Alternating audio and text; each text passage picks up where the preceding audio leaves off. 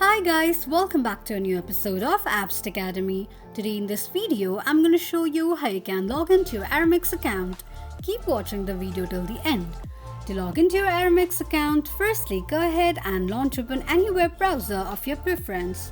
On the search box at the top, type in Aramex login and make a search. You're going to see the search results displayed on the screen. Click on first link shown on the page. You will end up on the login page of your Aramex account.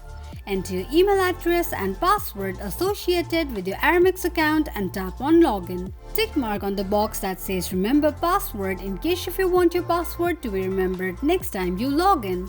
In case if you don't remember your password, click on forgot your password option. This is how you can log into your Aramex account quickly and easily just in few steps. If you have any thoughts or queries, let us know in the comments section.